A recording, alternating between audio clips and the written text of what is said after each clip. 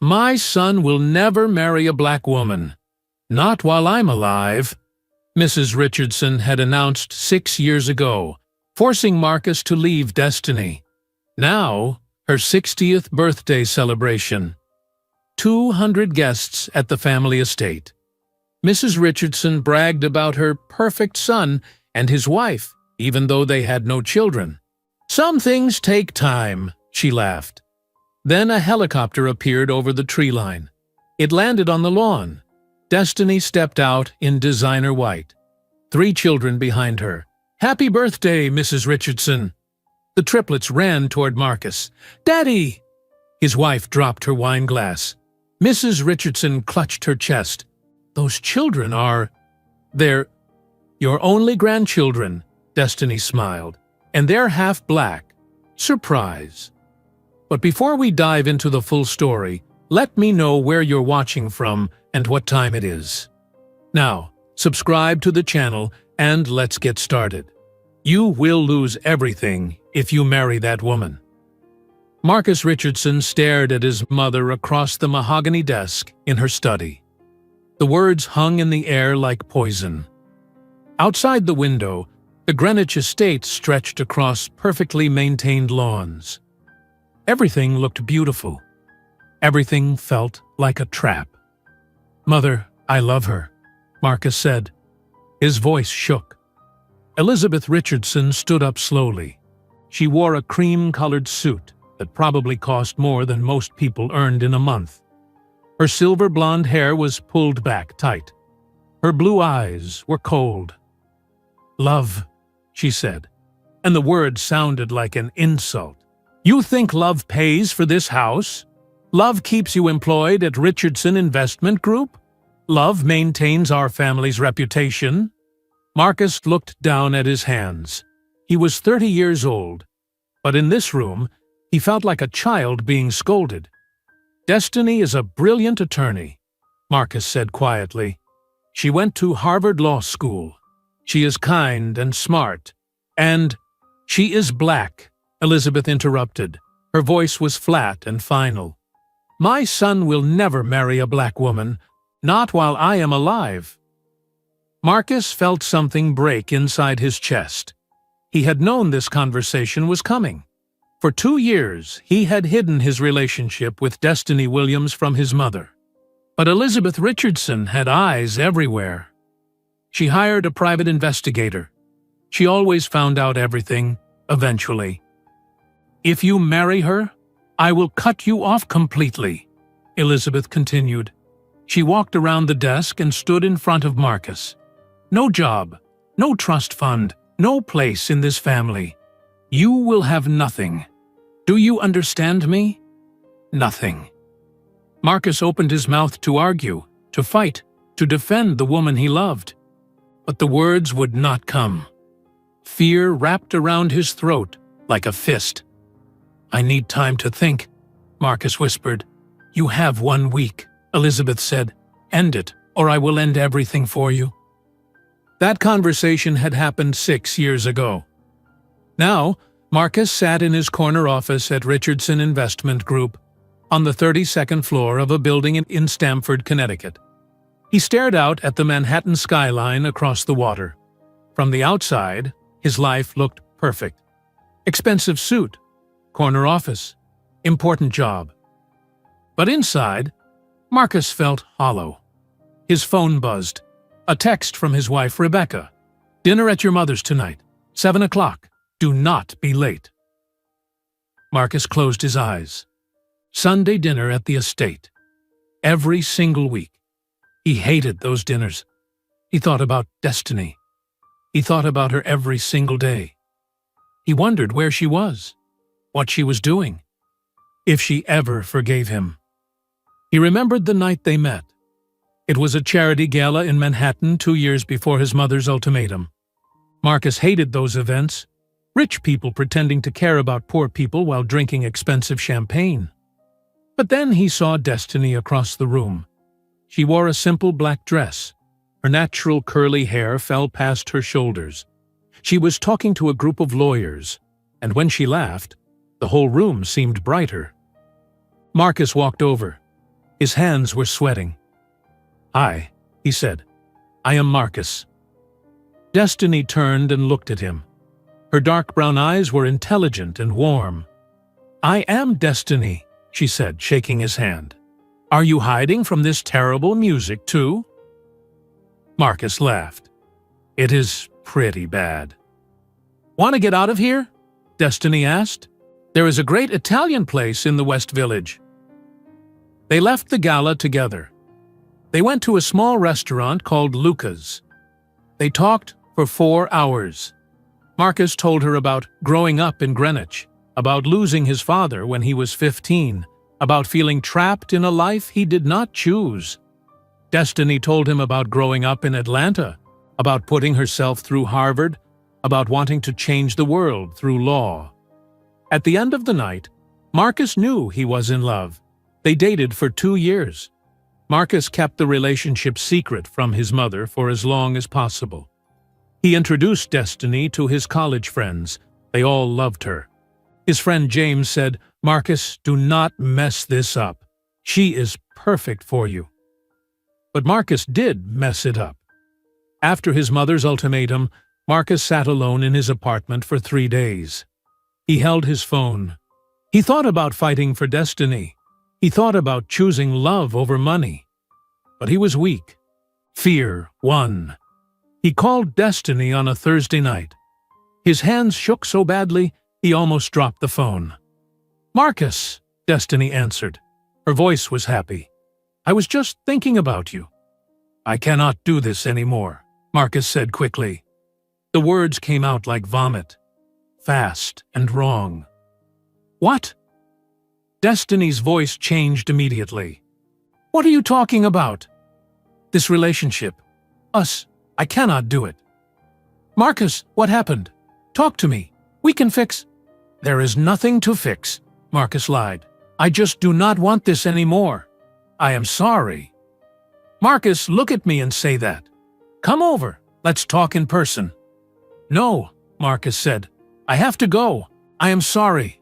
Goodbye, Destiny." He hung up. Then he turned off his phone. He sat on his apartment floor and cried until the sun came up.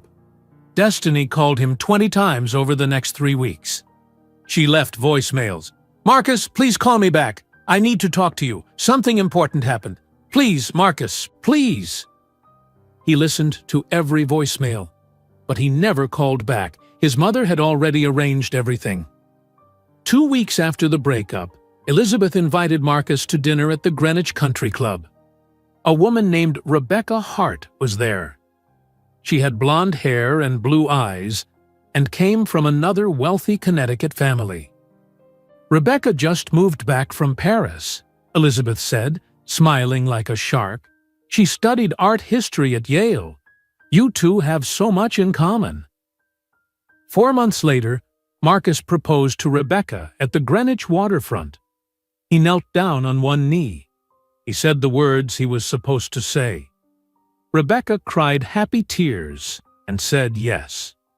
6 months after abandoning Destiny, Marcus married Rebecca. 300 guests attended. The ceremony was held at the estate.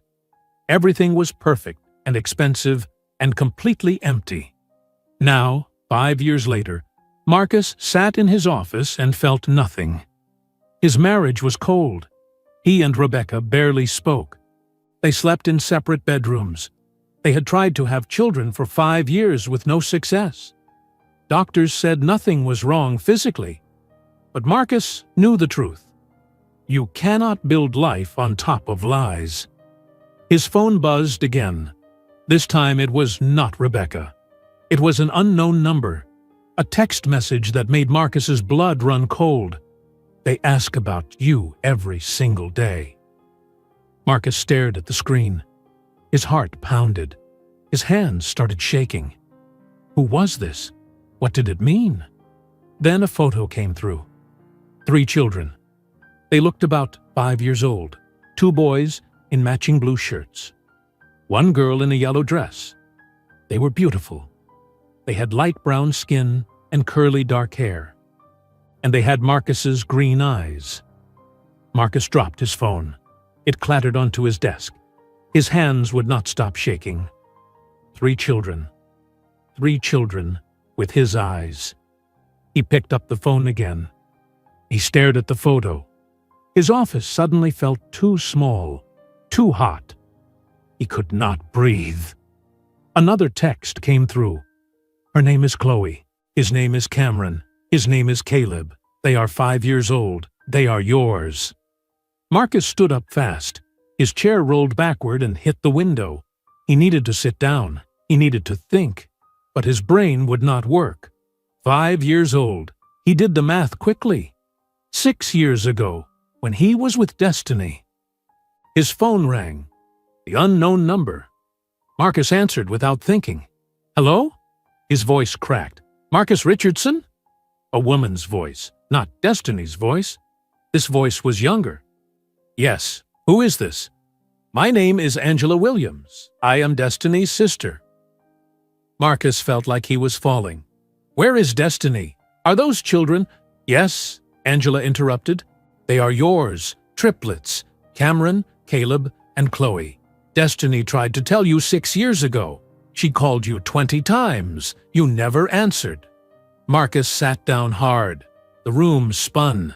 I did not know. I swear, I did not know. You did not want to know, Angela said. Her voice was cold. You blocked her number. You disappeared. You married someone else. Is Destiny okay? Where is she? She is fine. Better than fine. She raised your children alone while you played house in Connecticut. She did not need you then. She does not need you now. Then why are you calling me? Marcus asked. His throat felt tight. Because the children need you. Or they need to know you exist. Destiny will be in touch. The line went dead. Marcus sat alone in his office. The Manhattan skyline blurred in front of him. He had children. 3 children. And he had abandoned them before they were even born. 6 years earlier, Destiny Williams sat on the bathroom floor of her New York apartment. 3 pregnancy tests were lined up on the counter. All 3 showed 2 pink lines. Positive. Destiny's hands shook. She was pregnant.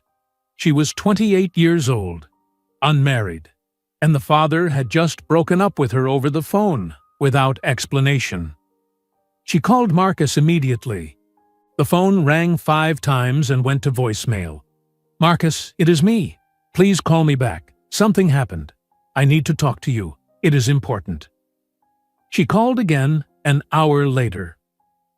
Voicemail again. Marcus, please. Just 5 minutes. Call me back. By the end of the week, Destiny had called Marcus 15 times. Every call went to voicemail. Every voicemail went unanswered. Destiny made an appointment with her doctor. She went alone. She sat in the waiting room surrounded by happy couples holding hands. She felt completely alone. The doctor called her back. Miss Williams, let's do an ultrasound. Destiny lay on the examination table. The doctor moved the ultrasound wand across her stomach. Destiny watched the black and white screen. She saw nothing but blurry shapes. Then the doctor stopped. She leaned closer to the screen. She smiled. Well, the doctor said, this is unexpected. Congratulations, Miss Williams. You are having triplets. Destiny's brain stopped working. What? 3 babies. See here, here, and here. The doctor pointed at 3 small shapes on the screen. 3 heartbeats. You are about 6 weeks along. Destiny started crying. She did not know if she was happy or terrified. Probably both. That night, she called Marcus again. This time, she left a long voicemail. Marcus, I do not know why you are not answering. I do not know what I did wrong. But I need you to call me back. I am pregnant. I am having triplets. Your children. 3 of them. Please, Marcus, please, call me. Marcus never called. After 2 weeks of silence, Destiny stopped calling. She realized the truth. Marcus was gone. He was not coming back. She was alone. She called her younger sister, Angela, in Atlanta. Angela answered on the first ring. "Destiny? What is wrong? You sound terrible." "I am pregnant," Destiny said, "with triplets, and the father disappeared." Angela was quiet for 3 seconds. Then she said, "I am booking a flight to New York right now. Pack your things. You are not doing this alone." Angela arrived 2 days later. She hugged Destiny tight in the airport. "We are going to be okay," Angela said. "I promise." But New York felt wrong now. Everywhere Destiny went, she saw memories of Marcus. The restaurant where they had their first date. The park where they walked every Sunday. The coffee shop where Marcus told her he loved her. "I need to leave," Destiny told Angela one night. "I cannot stay in this city." "Where do you want to go?" Angela asked. "Boston. I got a job offer at a law firm there last year. I turned it down because of Marcus, but maybe they still want me." Destiny called the law firm the next morning. The senior partner remembered her.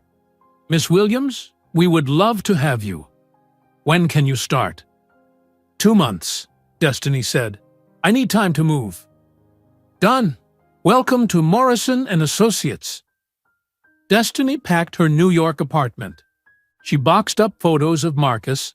She cried while she taped the boxes shut. Angela helped her pack everything into a moving truck. They drove to Boston on a cold October morning. Destiny was 7 months pregnant. Her belly was huge. Moving was exhausting. But she refused to give up. They found a small apartment in Boston's South End. It had 2 bedrooms and big windows. It was not fancy, but it felt safe. Angela moved in with Destiny. "I can work remotely," Angela said. "You need help. I am staying until the babies are born, maybe longer." They turned the second bedroom into a nursery. They painted the walls soft yellow. They assembled 3 cribs. Destiny stood in the doorway and felt tears running down her face. "I can do this," she whispered. "I can be a good mother."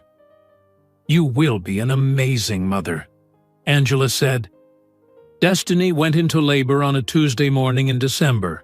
She was 38 weeks pregnant. Angela drove her to Boston Medical Center.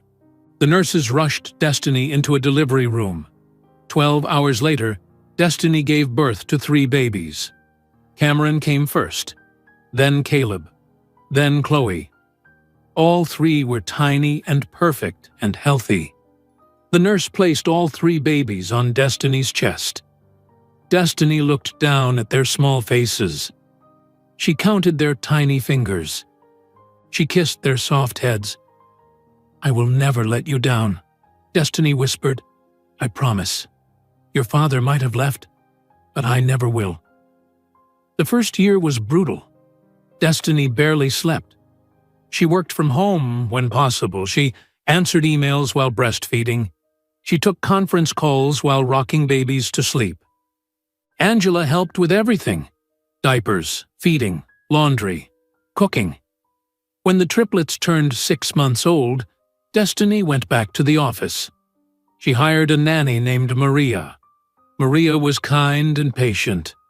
Destiny trusted her completely. Destiny worked harder than anyone at Morrison & Associates. She won every case. She brought in major clients. She never complained. She never made excuses. When the triplets were 3 years old, the senior partner called Destiny into his office. "Miss Williams, we are making you partner. You earned this. You are the best attorney in this firm." Destiny shook his hand. "Thank you, Mr. Morrison." That night, Destiny told the triplets, "Mama got a promotion. We are going to buy a house." 6 months later, Destiny bought a beautiful brownstone in the South End. It had 4 bedrooms, a backyard, and a big kitchen. The triplets each got their own bedroom.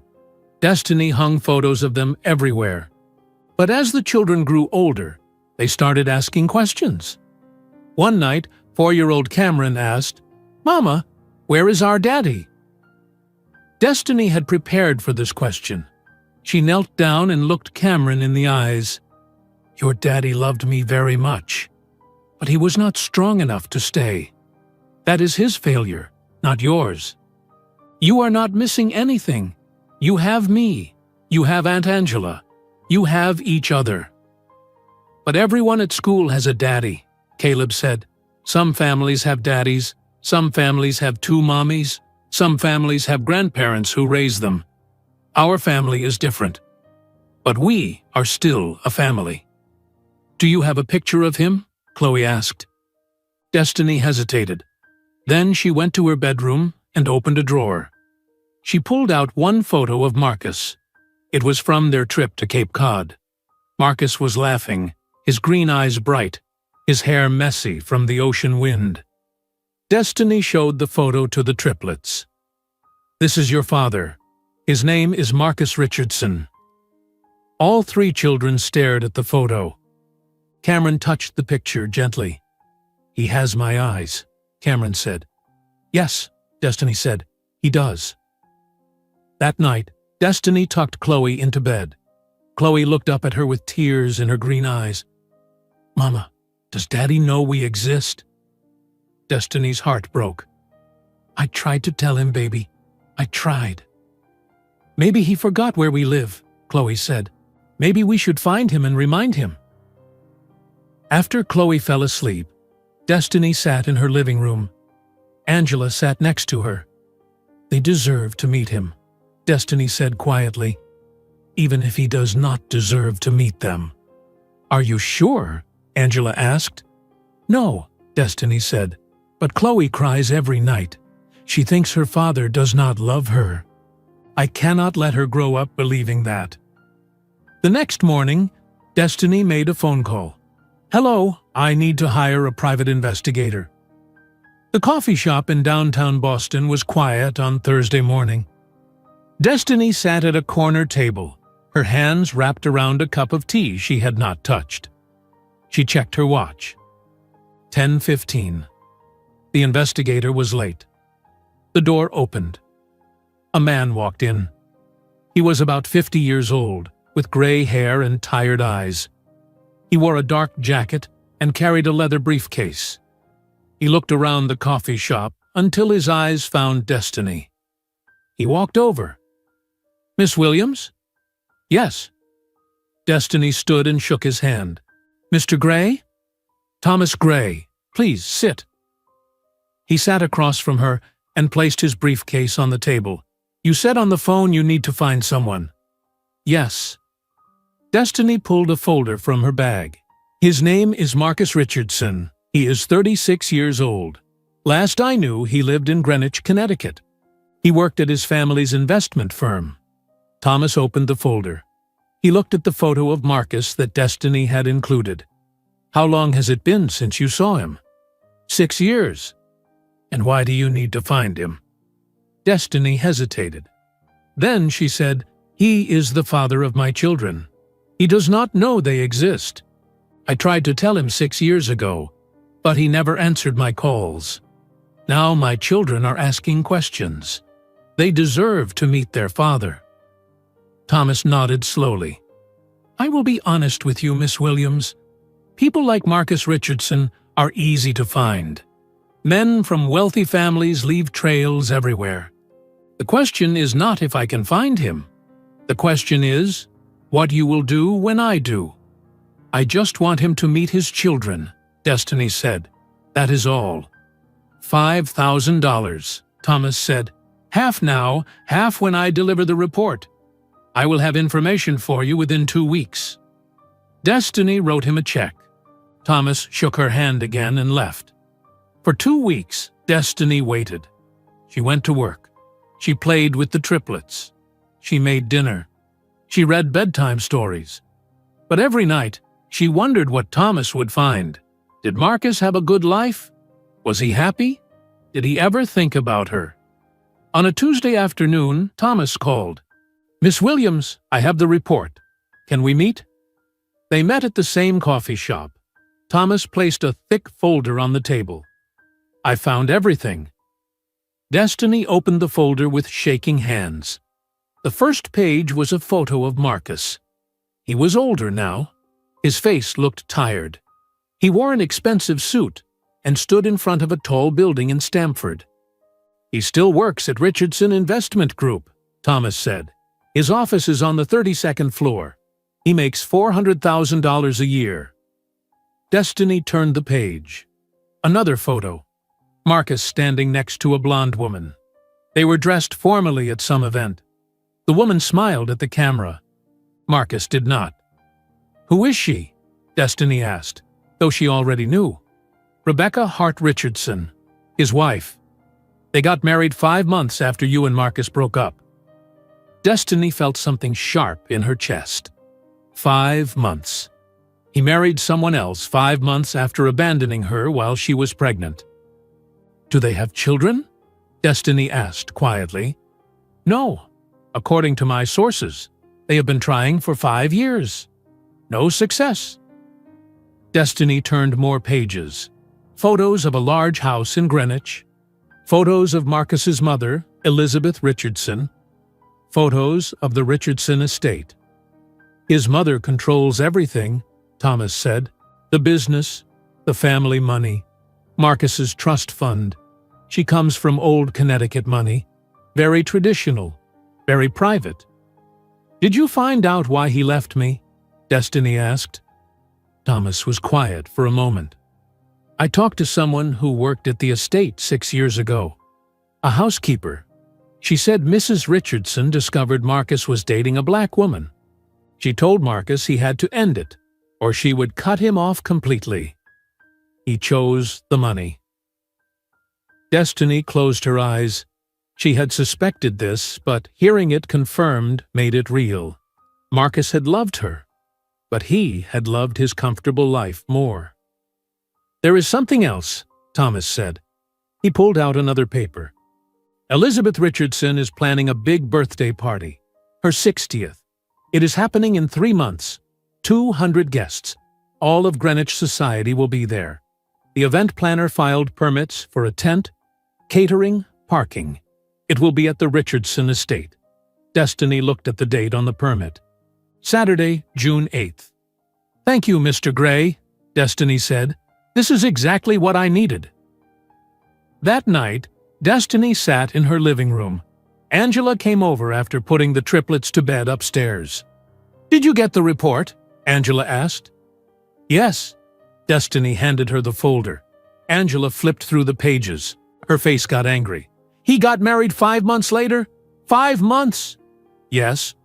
And his mother made him do it. She threatened him." Angela threw the folder on the coffee table. "What are you going to do?" "I am going to that birthday party," Destiny said calmly. "I am bringing the children." Angela stared at her. "You are going to show up at his mother's party with 3 kids who look exactly like him?" "Yes." "Destiny, that is bold. That is going to cause a scene." "Good," Destiny said. "His mother destroyed his chance at happiness because of racism. She needs to see what that cost him. Marcus needs to see his children. And Cameron, Caleb, and Chloe need to meet their father." "Are you sure about this?" Angela asked. "Once you do this, you cannot take it back." "I am sure. I am not doing this for revenge. I am doing this because Chloe cries every night, asking why her daddy does not love her. I cannot let my children believe they are not wanted." The next morning, Destiny drove to Neiman Marcus in Boston. She walked through the designer section. She found a white Stella McCartney dress. It was simple and elegant and cost $3,000. The saleswoman asked, "Special occasion?" "Very special," Destiny said. She bought the dress. Over the next 2 months, Destiny planned everything. She called a helicopter rental company. "I need to charter a helicopter from Boston to Greenwich, Connecticut on June 8th. The man on the phone said, "That will be $5,000 for the round trip." "Done," Destiny said. She bought matching outfits for the triplets. Navy suits for Cameron and Caleb. A white dress for Chloe. She told the children they were going on a special trip. "Where are we going, Mama?" Cameron asked. To meet your father, Destiny said. All three children got very quiet. Then Chloe said, Really? We are really going to meet Daddy? Yes, baby. Really? For the next 3 weeks, the triplets talked about nothing else. They practiced what they would say to Marcus. Caleb asked, Should I call him Daddy or Father? Call him whatever feels right, Destiny said. Cameron asked, What if he does not like us? He will love you, Destiny said. How could he not? But at night, alone in her room, Destiny was not so sure. What if Marcus rejected the children? What if seeing them made everything worse? What if she was making a terrible mistake? Angela came over the night before the party. Are you ready for this? No, Destiny admitted, but I am doing it anyway. I am coming with you, Angela said. You are not doing this alone. Thank you. The morning of June 8th arrived. Destiny woke up early. She made breakfast for the triplets. She helped them get dressed in their new outfits. Cameron looked so grown up in his navy suit. Caleb kept adjusting his tie. Chloe twirled in her white dress. Do I look pretty, Mama? Chloe asked. You look beautiful, Destiny said. Destiny put on her white dress. She left her hair down and curly. She looked at herself in the mirror. She looked powerful. She looked like a woman who had survived everything and come out stronger. The helicopter arrived at noon. It landed in a parking lot near Destiny's brownstone. The pilot helped them inside. The triplets had never been in a helicopter before. They pressed their faces against the windows. Mama, we are flying! Caleb shouted. The helicopter lifted off. Boston disappeared below them. They flew south toward Connecticut. The flight took 45 minutes. Destiny's phone buzzed. A text from Thomas Gray. I confirmed the party started at 1 p.m. Mrs. Richardson is giving a speech at 2 p.m. That would be the perfect time to arrive. Destiny texted back, Thank you for everything. She looked at her children. They were so excited, so innocent. They had no idea what was about to happen. Angela leaned close to Destiny. Last chance to turn back. We are not turning back, Destiny said. At exactly 2 o'clock, the helicopter descended toward Greenwich. Destiny saw the Richardson estate below. White tents covered the lawn. Hundreds of people in fancy clothes stood around. It looked like a wedding. The pilot said, Where do you want me to land? Right in the middle of everything, Destiny said. The helicopter dropped lower. Destiny saw people looking up. She saw the music stop. She saw faces turning toward them. Chloe grabbed Destiny's hand. Mama, I am scared. Do not be scared, baby. Your daddy is down there, and he has been waiting to meet you for a long time. He just does not know it yet. The helicopter touched down on the front lawn. The door opened. Destiny stepped out first. The wind from the helicopter blades whipped across the lawn. Destiny's white dress moved around her legs. She held her head high and walked forward. Behind her, Cameron, Caleb, and Chloe climbed out carefully. Angela helped them down.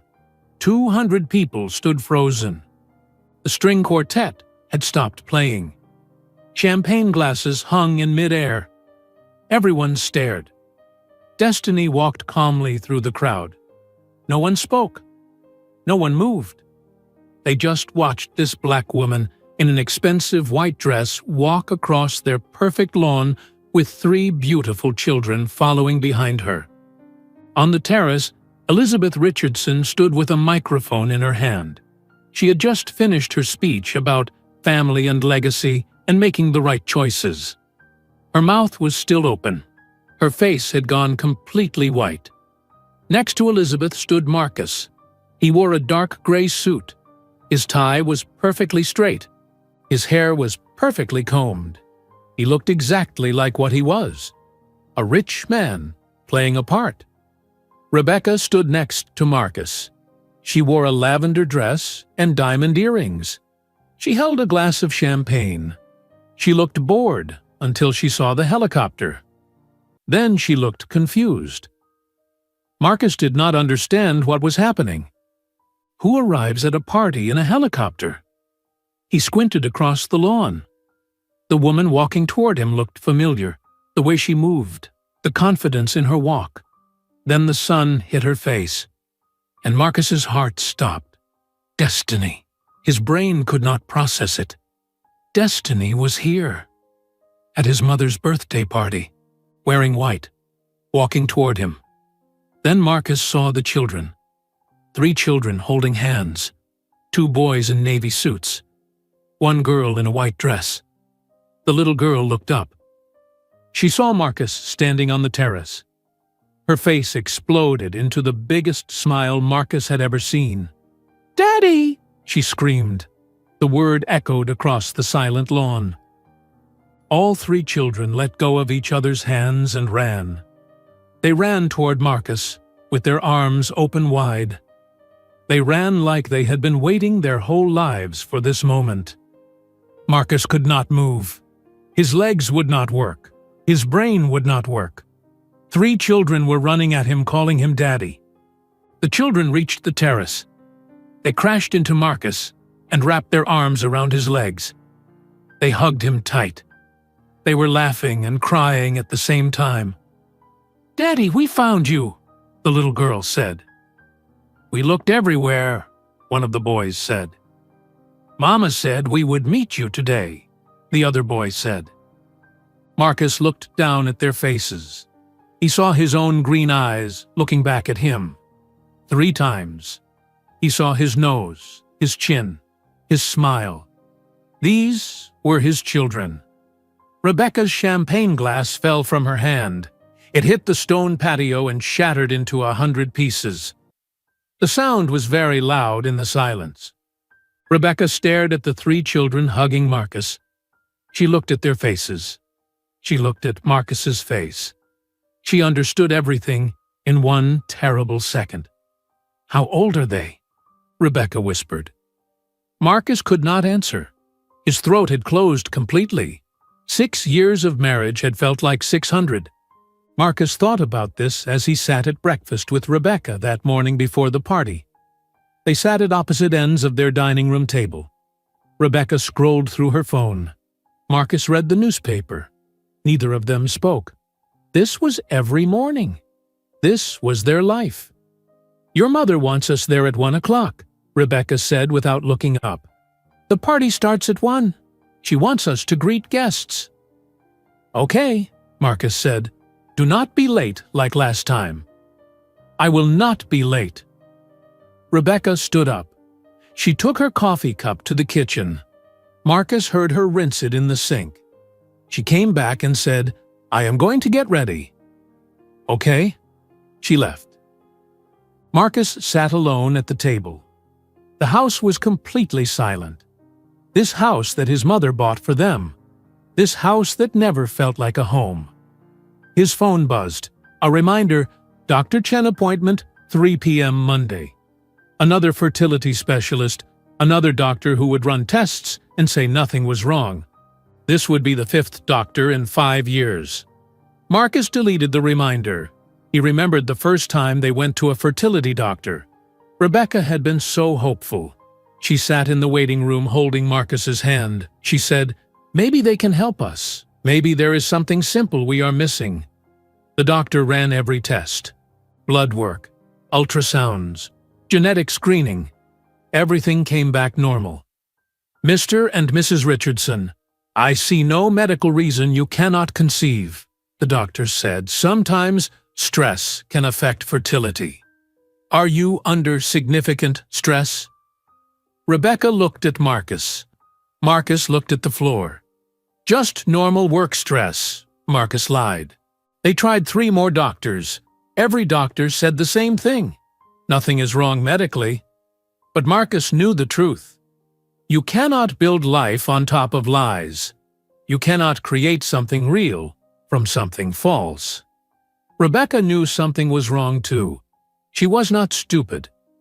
She watched Marcus carefully. She saw him staring out windows for hours. She heard him in his home office, late at night. One night 3 months ago, Rebecca went downstairs at 2 in the morning. She needed water. She heard crying coming from Marcus's office. She opened the door quietly. Marcus sat at his desk with his head in his hands. His shoulders shook. He was crying like someone had died. "Marcus?" Rebecca said softly. Marcus's head snapped up. He wiped his face quickly. "I am fine, just tired." "You are not fine. You are crying." "Work stuff. A deal fell through. It is nothing." Rebecca stood in the doorway. She said, "You are lying to me. You have been lying to me for years. I do not know what about, but I know you are lying." "Rebecca? Did you love someone before me?" The question came out fast. Rebecca had been holding it inside for a long time. Marcus looked at his wife. He opened his mouth. He could have told the truth right then. He could have said yes. He could have explained everything. But fear won again. "No," Marcus said. "You are the only one." Rebecca stared at him for a long moment.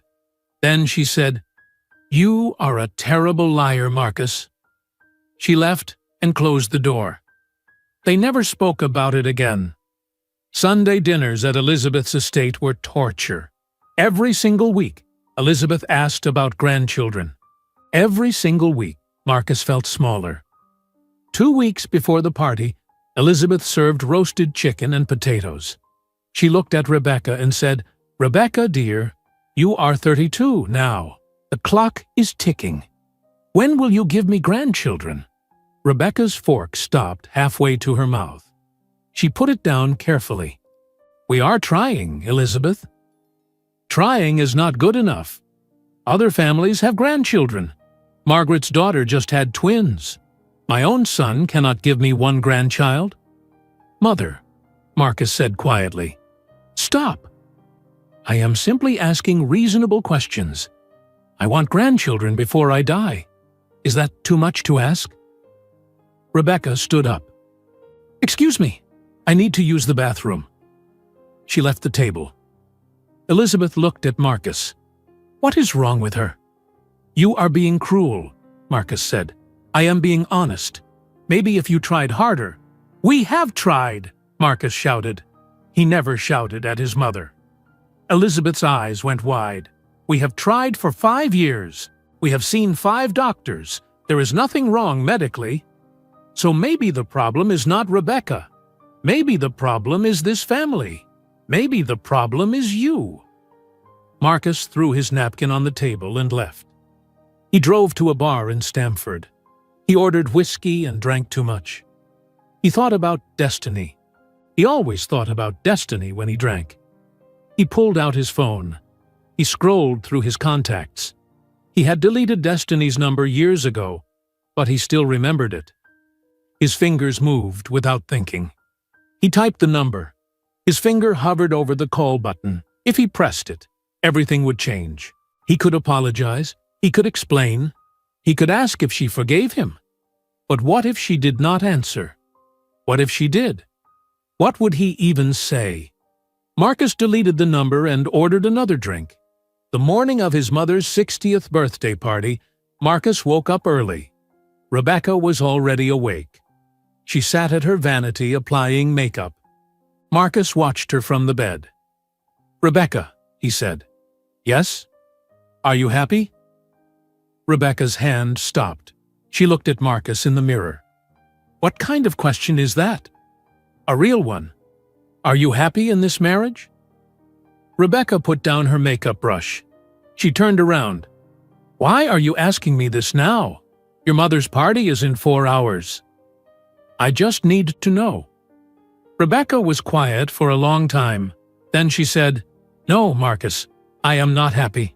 I have not been happy for a long time. But I do not know how to leave. This is all I know." Marcus nodded. He felt sad but not surprised. "Are you happy?" Rebecca asked. "No," Marcus said. They got dressed in silence. Marcus put on his dark gray suit. He tied his tie. He looked at himself in the bathroom mirror. The man staring back looked successful and empty. They drove to the estate separately. Rebecca went early to help Elizabeth. Marcus arrived at 12:30. The lawn was already full of guests. White tents, string quartet, waiters carrying champagne. Marcus's college friend James found him near the bar. "Marcus, how are you?" "Fine," Marcus lied. "You look terrible, man. When was the last time you slept?" "I sleep fine." James lowered his voice. "Do you ever think about Destiny?" Marcus's whole body went stiff. "What?" "Destiny Williams. You remember. You dated her for 2 years. Then you just disappeared. We all wondered what happened. That was a long time ago. I saw her on LinkedIn last month. She made partner at some law firm in Boston. She looks good. Happy." Marcus felt something twist in his chest. "Good for her. You should reach out. Apologize for whatever happened." "I cannot do that." "Why not?" "Because I am a coward," Marcus thought. But he said, "It is too late." At 2 o'clock, Elizabeth took the microphone on the terrace. She gave her speech. She talked about making the right choices. She made her comment about grandchildren. Everyone laughed. Then they heard the helicopter. Marcus looked up at the sky. He had no idea that everything was about to change. He had no idea that the past he buried was landing on his mother's front lawn. Marcus's legs gave out. He fell to his knees on the stone patio. The 3 children held onto him tighter. They did not understand why the adults around them looked so shocked. They only knew they found their daddy. "5," Marcus whispered. His voice barely worked. "They are 5 years old." Rebecca stepped back. Her face had gone from white to gray. 5 years old. We have been married for 5 years. The math was simple. Terrible and simple. Marcus had gotten someone pregnant, and then married Rebecca. He had children he never told her about. "Who are you?" Rebecca asked. Her voice shook. She was looking at Destiny now. Destiny walked up the terrace steps. She moved slowly and calmly. She wore her white dress and held her head high. She looked directly at Rebecca. "My name is Destiny Williams," she said. "I am sorry you had to find out this way." "Find out what?" Rebecca's voice got louder. "Find out that my husband has 3 children he never mentioned? Find out that our entire marriage is built on lies?" The guests were completely silent. Everyone was listening. Some people had their phones out. They were recording everything. Elizabeth finally found her voice. She stepped forward. "Destiny Williams. I remember that name. You are the woman my son dated before Rebecca." "Yes," Destiny said calmly. "I am." "These cannot be Marcus's children," Elizabeth said. But her voice was weak. She was looking at the triplets' faces. She saw Marcus's eyes, Marcus's nose, Marcus's smile. She knew the truth. "They are his," Destiny said. "Cameron, Caleb, and Chloe. They are 5 years old. Marcus is their father." The little girl, Chloe, looked up at Marcus. She touched his face with her small hand. "Daddy, why are you sad? We came to see you. Are you not happy?" Marcus started crying. He pulled all 3 children into his arms and held them tight. "I am happy," he said through his tears. "I am so happy. I am so sorry. I am so sorry." "Sorry for what?" one of the boys asked. "We are not mad at you." That made Marcus cry harder. Rebecca watched her husband cry while holding 3 children she did not know existed. She watched her marriage die right in front of 200 people. She bent down and picked up a piece of the broken champagne glass. She looked at it in her hand. Then she looked at Marcus. "I wasted 5 years on you," she said quietly. 5 years trying to have your children. 5 years wondering what was wrong with me. And you already had children. You had 3 perfect children, and you left them. "Rebecca!" Marcus tried to stand. "Do not," Rebecca said. She dropped the glass piece. It clinked on the stone. "Do not say my name. Do not apologize. There is nothing you can say." She walked past Marcus, past Destiny, past all the staring guests. She walked into the house. 2 minutes later, she came out carrying a small suitcase. She must have packed it earlier. Maybe she had been waiting for a reason to leave. A valet brought her car, a silver Mercedes. Rebecca got in without looking back. The car rolled down the long driveway and disappeared through the gates. Marcus watched her go. He knew he would never see her again. The marriage was over. "Marcus," Destiny said. Marcus looked up at her. Destiny stood above him. The woman he had loved, the woman he had abandoned, the mother of his children. "I did not come here for revenge," Destiny said. Her voice was loud enough for everyone to hear. "I did not come here to ruin your life. I came here because your children deserve to know their father." She knelt down next to Marcus. She looked at the triplets. "Cameron, Caleb, Chloe," Destiny said gently, "give your father some space for a minute. Go wait with Aunt Angela by the helicopter." "But Mama," Chloe started. "Just for a minute, baby. I promise. Your daddy is not going anywhere." The 3 children let go of Marcus reluctantly. They walked across the lawn to where Angela stood waiting. They kept looking back at Marcus to make sure he was still there. When the children were far enough away, Destiny spoke quietly to Marcus. "I called you 20 times 6 years ago," she said. "I left voicemails. I told you I was pregnant. You never answered, not once." "I blocked your number," Marcus whispered. "My mother told me to. I am so sorry. I did not know about the triplets. I swear I did not know." "Would it have changed anything if you did know?" Marcus opened his mouth. Then he closed it. He did not know the answer. 6 years ago, he had been too weak to fight his mother. Would knowing about the babies have made him stronger? Or would he have run away even faster? "I do not know," Marcus admitted. "At least you are honest about that," Destiny said. She stood up. "I raised them alone. I worked full-time and raised 3 children by myself. I did not do it for your approval. I did it because they are my children, and I love them." "They are beautiful," Marcus said. "They are perfect." "Yes, they are." Destiny looked at Elizabeth standing frozen on the terrace. "Your mother made you choose between me and your comfortable life. You chose the comfortable life. That was your choice. But those children did not choose any of this. They did not ask to be born. They did not ask for an absent father." Marcus nodded. Tears ran down his face. "Chloe cries every night," Destiny continued. "She asks me why her daddy does not love her. She asks me if she did something wrong.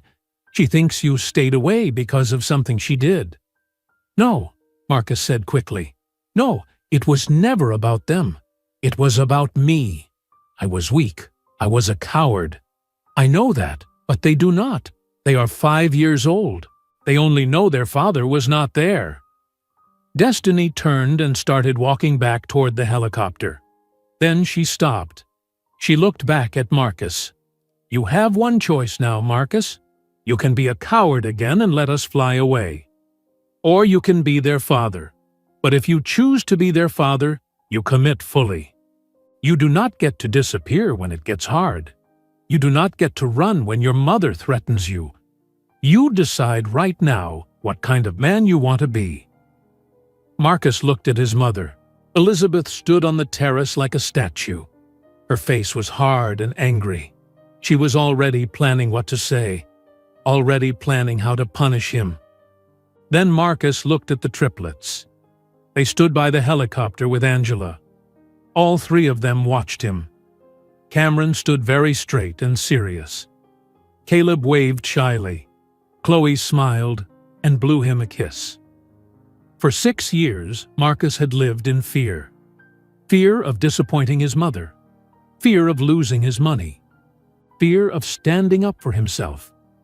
But looking at those three children, something changed inside him. He stood up. His legs were shaky, but they worked. He walked toward his mother. "Mother," he said. His voice was stronger than before. "Marcus, do not do this," Elizabeth said. Her voice was cold. "If you choose them, I will cut you off. No job, no trust fund, no place in this family. You will have nothing." "Then I choose them," Marcus said. "I choose my children." Elizabeth's mouth fell open. In 36 years, Marcus had never disobeyed her, never talked back, never chosen anything over her approval. "You are making a mistake," Elizabeth said. "No," Marcus said. "I made my mistake 6 years ago when I listened to you. This is me fixing it." He turned his back on his mother. He walked across the lawn toward the helicopter, toward Destiny, toward his children. The 200 guests watched in complete silence. Some of them looked shocked. Some looked uncomfortable. A few looked almost happy, like they had been waiting years for someone to stand up to Elizabeth Richardson. Marcus reached the triplets. He knelt down in front of them. "I missed 5 years of your lives," he said. His voice cracked. "I will never forgive myself for that. But if you let me, I want to be your father now. I want to be in your lives. I want to know everything about you." Cameron looked at his brother and sister. Then he looked at Marcus. "Do you promise you will not leave again?" "I promise," Marcus said. "I will never leave you again." "Okay," Cameron said seriously. "You can be our daddy." Caleb threw his arms around Marcus's neck. "Daddy, do you want to see my dinosaur collection?" Marcus laughed through his tears. "Yes, I want to see everything." Chloe kissed Marcus's cheek. She whispered in his ear, "I knew you would come back. I told Mama you would." Behind them, Elizabeth screamed from the terrace. "Get off my property! All of you! Get those children off my property right now!" The guests gasped. Some covered their mouths. Others took steps backward. Elizabeth's scream had been loud and sharp. It cut through the afternoon air. The triplets pressed closer to Marcus. Chloe grabbed his hand tight. "Daddy, why is that lady yelling?" Marcus stood up slowly. He kept holding Chloe's hand. He looked at his mother standing on the terrace. Her face was red. Her hands shook. She looked angry and afraid at the same time. For 36 years, Marcus had been afraid of that face, afraid of disappointing her, afraid of making her angry, afraid of losing her approval. But not anymore. "These are your grandchildren, Mother," Marcus said. His voice was loud enough for everyone to hear. "And they are not going anywhere until I say so." Elizabeth walked down the terrace steps. Her cream-colored gown dragged on the stone. She walked straight toward Marcus. The guests moved out of her way. She stopped 3 feet from Marcus. Her blue eyes were ice cold. "How dare you bring this shame to my home? I told you what would happen if you made the wrong choice." "You were wrong," Marcus said. Something inside him had broken open. Not in a bad way, in a way that felt like freedom. "You were wrong about everything." "I was protecting you," Elizabeth hissed. "I was protecting this family's reputation, our legacy." "You were protecting your prejudice," Marcus said. "You destroyed my chance at happiness because you could not accept that I loved a black woman. You made me abandon the person I loved. You turned me into a coward." "Marcus, lower your voice. Everyone is listening." "Good. Let them listen. Let them all know the truth. You told me I had to choose between Destiny and my comfortable life. I chose wrong. I chose the comfortable life. And I have been miserable every single day since." Elizabeth's face went pale. You are being dramatic. You married Rebecca. You have a good life. Rebecca just left me. Did you see that? She packed a suitcase and drove away. My marriage is over, and it is your fault. You arranged that marriage. You chose Rebecca for me. But I never loved her. I loved Destiny. Caleb tugged on Marcus's sleeve. Daddy, who is that lady? Marcus looked down at his son. That is your grandmother. She does not seem very nice, Cameron said quietly. Elizabeth heard this. She looked at the three children for the first time, really seeing them. They had Marcus's face, Marcus's green eyes. But their skin was brown. Their hair was curly and dark. These were her grandchildren, the only grandchildren she would ever have. And they were exactly what she had told Marcus he could never create. I did what any mother would do, Elizabeth said. Her voice was quieter now, almost defensive. I protected my son from making a mistake. I was not a mistake, a voice said. Everyone turned. Destiny had walked closer. She stood 10 feet from Elizabeth. The two women looked at each other.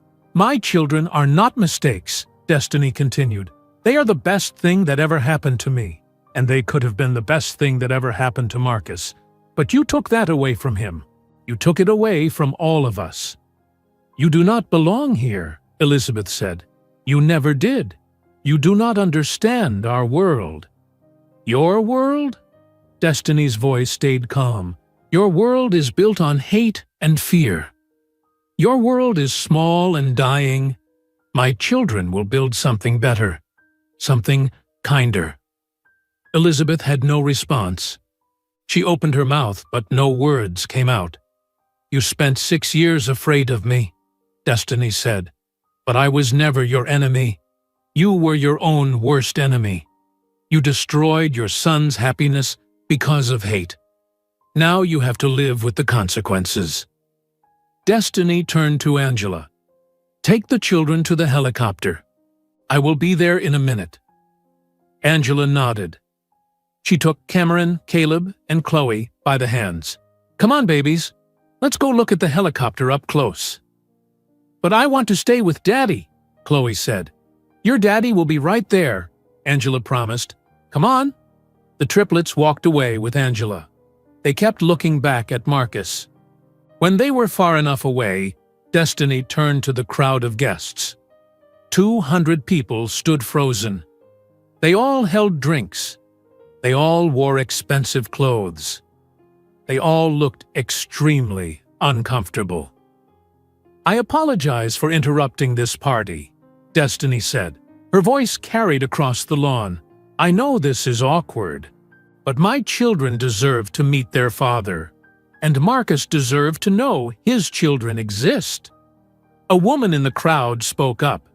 It was Margaret, Elizabeth's best friend. Did you know about these children, Elizabeth? Elizabeth did not answer. Did you know your son had children? Margaret asked again. No, Elizabeth said quietly. I did not know.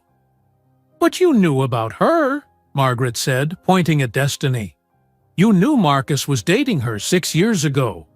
Yes, and you made him end it. We all heard the rumors. Margaret looked around at the other guests. Several of them nodded. You threatened to cut him off if he did not break up with her. Because she was black. Margaret, this is not the time. This is exactly the time, Margaret interrupted. We have all watched you control Marcus his entire life. We watched you choose his wife for him. We watched you pressure him and Rebecca about children at every dinner party. And now we find out he had children all along. 3 beautiful children he did not know about, because you made him too afraid to answer his phone. The crowd murmured. Some people nodded in agreement. Others pulled out their phones and started texting. Elizabeth looked around at her guests. These were her friends, her social circle, the people who mattered in Greenwich. And they were all looking at her with disappointment or disgust. "I think we should leave," someone said. Other people agreed. Guests started walking toward the parking area. They moved quickly. They wanted to escape the uncomfortable situation. But more than that, they wanted to get home and call their friends and tell them what happened. "Wait," Elizabeth called out. "The party is not over. We have not served dessert yet." But no one stopped. Within 5 minutes, half the guests were gone. Within 10 minutes, only a few people remained. Older couples who moved slowly. The catering staff who still had to pack up. The string quartet packed their instruments. The bartenders closed the bar. The beautiful party Elizabeth had planned for months disappeared in less than 15 minutes. Elizabeth stood alone on the terrace. Her perfect party was ruined. Her reputation was destroyed. Her son had chosen 3 children over her. Marcus watched his mother standing there and he felt sad for her, but he also felt free. He walked over to Destiny. "Thank you," he said quietly. "For what?" "For coming here. For giving me a chance to meet them. You could have kept them from me forever. I would have deserved that." "I did not do this for you," Destiny said. "I did this for Cameron, Caleb, and Chloe. They deserved to know their father." "Can I see them again?" Marcus asked. "Can I be part of their lives?" Destiny looked at him for a long moment. "That depends." "On what?" "On whether you are serious. You cannot just walk into their lives and walk out again when it gets hard. If you do this, you commit fully. You show up. You do not run when things get difficult. You do not disappear when your mother threatens you." "I will not run," Marcus promised. "I am done running." "We will see," Destiny said. "Actions matter more than words." She started walking toward the helicopter. Then she stopped and looked back. "We live in Boston," she said. "South End. If you are serious about being their father, you know where to find us." Marcus nodded. "I will be there, I promise." Destiny walked across the lawn. Angela and the triplets were waiting by the helicopter. The pilot helped them inside. Marcus watched as the helicopter lifted off the ground. He saw 3 small faces pressed against the window. They waved at him. He waved back. The helicopter rose higher and higher. Then it turned north and flew away toward Boston. Marcus stood on his mother's lawn, watching until the helicopter disappeared completely from view. Behind him, his mother spoke. "You just threw away everything, for children you do not even know." Marcus turned around. "No, Mother. I threw away everything 6 years ago when I listened to you. Today, I am getting it back." He walked past her. He went into the house. He went upstairs to the bedroom he used to sleep in as a child. He packed a bag with clothes and his laptop. When he came back downstairs, his mother was waiting in the hallway. "Where are you going?" she asked. "Boston," Marcus said. "You do not even have a place to live there." "I will find one." "Marcus, please, be reasonable. You have a life here, a job, a home." "I have nothing here," Marcus said. "You made sure of that." He walked out the front door. He got in his car. He drove down the long driveway and through the gates. In his rearview mirror, he saw his mother standing alone in front of the big, empty house. Marcus did not look back again. Marcus drove north on Interstate 95. Greenwich disappeared behind him. The sun was setting. His phone kept buzzing in the passenger seat, but he did not look at it. He knew who was calling. His mother. His mother's lawyer. Maybe people from work. He did not care. After 2 hours of driving, Marcus pulled into a rest stop near New Haven. He sat in his car and finally looked at his phone.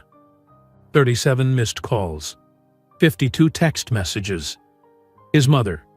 "Come home immediately. We need to talk." His mother. "You are making the biggest mistake of your life." His mother. Do not throw away everything for children you do not even know. His mother's lawyer. Mr. Richardson, please call me as soon as possible. We need to discuss your employment status and trust fund. A text from his friend James. Marcus, what the hell happened at the party? Everyone is talking about it. Marcus deleted all the messages. He opened a new text to Destiny. He typed, I am coming to Boston. Can I see them tomorrow? He waited. 3 minutes passed. Then his phone buzzed. Destiny. We live at 427 Shawmut Avenue. Come at 10 o'clock in the morning. Do not be late. Marcus typed back, I will be there. Thank you. He drove the rest of the way to Boston in darkness. He had no apartment, no hotel reservation, no plan. At midnight, he checked into a Holiday Inn near the South End. The room was small and smelled like old carpet. It was nothing like the house he shared with Rebecca in Greenwich. But Marcus slept better than he had in years. He woke up at 7 o'clock in the morning. He showered and put on jeans and a clean shirt. No suit today. He looked at himself in the mirror. He looked tired. He looked worried. But he also looked free. At 9:45, Marcus parked outside Destiny's brownstone. It was a beautiful building with red brick and white trim. Flower boxes sat in the windows. A small yard had toys scattered across the grass. Marcus walked up the steps. His hands were shaking. He knocked on the door. Angela answered. She looked at Marcus with no expression. You are early. I did not want to be late. Come in. Marcus stepped inside. The house was warm and bright. Photos covered the walls. Photos of the triplets at every age. First birthdays, first steps, first day of school. Marcus had missed all of it. Wait here, Angela said. She disappeared down the hallway. Marcus heard voices upstairs, children laughing, water running, normal morning sounds. Then he heard footsteps on the stairs. 3 pairs of small feet. The triplets appeared at the top of the staircase. They stopped when they saw Marcus. Daddy came back, Chloe whispered. She smiled huge. All 3 children ran down the stairs. They crashed into Marcus and hugged him. Marcus knelt down and held them tight. I told you he would come back, Chloe said to her brothers. I told you. Destiny appeared at the top of the stairs. She wore jeans and a sweater. Her hair was pulled back. She looked beautiful and tired. Have you eaten breakfast? She asked Marcus. No. The children are having pancakes. You can join us. They all went to the kitchen. Destiny made pancakes while the triplets talked nonstop. They told Marcus about their school, their friends, their favorite TV shows, their toy collections. I have 73 dinosaurs, Caleb said proudly. Want to see them? Yes, Marcus said. I want to see everything. After breakfast, Caleb showed Marcus his dinosaur collection. Cameron showed Marcus his video games. Chloe showed Marcus her drawings. Every drawing was of a family. A mother, 3 children, and a father. This is you, Chloe said, pointing at the tall figure with green eyes. I draw you all the time, even though I did not know what you looked like. Mama showed me one picture. Marcus felt tears in his eyes. These are beautiful, Chloe. At noon, Destiny told Marcus, the children need lunch, and then a nap. You should go. Can I come back? Marcus asked. Destiny looked at the triplets. They all stared at her with big, hopeful eyes. Yes, Destiny said. You can come back next Saturday, 10 o'clock. Can he come sooner? Chloe asked. We will see, Destiny said. Your father has things to figure out. He needs to find a place to live. He needs to find a job. Marcus nodded. She was right. He had nothing figured out. He hugged each child goodbye. I will see you next Saturday. I promise. You will not disappear? Cameron asked. His voice was serious. Never, Marcus said. "I will never disappear again." That afternoon, Marcus found a small apartment in the South End. It was a one-bedroom on the third floor of an old building. The rent was $2,000 a month. Marcus had some money in his personal savings account, money his mother could not touch. Enough for maybe 6 months of rent. He signed the lease that day. On Monday morning, Marcus's phone rang. It was his mother's lawyer. "Mr. Richardson, I am calling to inform you that your employment at Richardson Investment Group has been terminated effective immediately. Your trust fund has been frozen. Mrs. Richardson has also revoked your access to the Greenwich property." "I understand," Marcus said calmly. "There is also the matter of your marital home. That property is in Mrs. Rebecca Richardson's name. You will need to arrange to collect your belongings." "I will send someone to get my things." The lawyer paused. "Mr. Richardson, are you sure about this decision? Your mother is willing to discuss reinstating everything if you—" "No," Marcus interrupted. "I am sure. Tell my mother I will not change my mind." Marcus hung up. An hour later, another call came, this time from Rebecca's lawyer. "Mr. Richardson, I am representing Rebecca Hart Richardson in her petition for divorce. She is requesting an uncontested divorce with no alimony. She will keep the Greenwich property and her personal assets. You will keep your personal assets. The marriage will be dissolved within 60 days.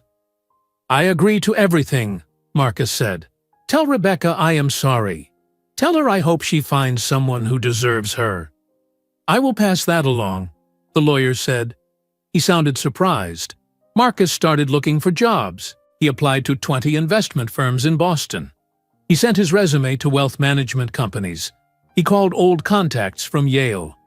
But doors kept closing. His mother's influence reached far in the financial world. People who used to return his calls immediately now ignored him. Interviews got canceled. Job offers disappeared. By the end of the first week, Marcus had 15 rejections. But every Saturday, he visited the triplets. He showed up at exactly 10 o'clock. He spent the whole day with them. He played video games with Cameron. He learned dinosaur names with Caleb. He colored pictures with Chloe. At first, the children were shy around him. They would play for a while and then run back to Destiny to make sure she was still there. "Why do they keep checking on you?" Marcus asked Destiny one Saturday. "They are afraid you will take them away from me," Destiny said. "They do not know you yet. They do not trust you yet." "How do I earn their trust?" "By showing up. Every single time you say you will be here. Every single Saturday.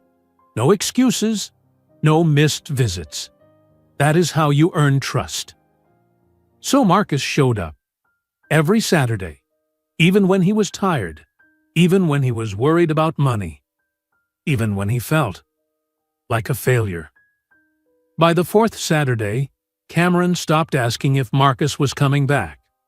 By the sixth Saturday, Caleb asked Marcus to read him bedtime stories. By the eighth Saturday, Chloe fell asleep on Marcus's lap while watching a movie. "She feels safe with you now," Destiny said quietly. "That is progress." Marcus looked down at his daughter sleeping peacefully. Her small hand held onto his shirt. Her breathing was soft and steady. "I missed so much," Marcus whispered. 5 years of bedtime stories. 5 years of hugs. 5 years of them feeling safe with me. "You cannot get those years back," Destiny said. "But you can be here for all the years ahead. That is what matters now." On a Tuesday afternoon in August, Marcus's phone rang. Unknown number. "Hello? Mr. Richardson? My name is David Chen. I own a small investment firm called Clearwater Capital here in Boston. I heard about your situation. I would like to offer you an interview." Marcus sat up straight. "Yes, absolutely. When?" "Tomorrow at 2 o'clock. "I will be there." The next day, Marcus went to Clearwater Capital. It was a small office on the 10th floor of a building near the financial district. Only 15 employees. Nothing like Richardson Investment Group. David Chen was a man in his 60s with gray hair and kind eyes. He shook Marcus's hand firmly. "I'm going to be direct with you, Mr. Richardson," David said. "I heard what happened at your mother's party. The whole financial community heard about it. Some people think you are unstable. Some people think you are a liability." Marcus nodded. "I understand. But I think you finally learned what matters in life," David continued. "I think you understand now that family is more important than money. That integrity is more important than reputation. Am I right?" "Yes," Marcus said. "You are exactly right." "Then I want to hire you. You will make less money than you made before. $75,000 a year to start. But you will do good work here. We invest in ethical companies. We help people build real wealth for real reasons, not just to get richer." Marcus felt relief wash over him. "When can I start?" "Next Monday." Marcus shook David's hand. "Thank you, Mr. Chen. You will not regret this." That Saturday, Marcus told the triplets about his new job. "Do you wear a suit?" Cameron asked. "Sometimes, but not every day." "Good," Cameron said. "Suits are uncomfortable." Marcus laughed. It felt good to laugh with his children. Destiny watched from the kitchen doorway.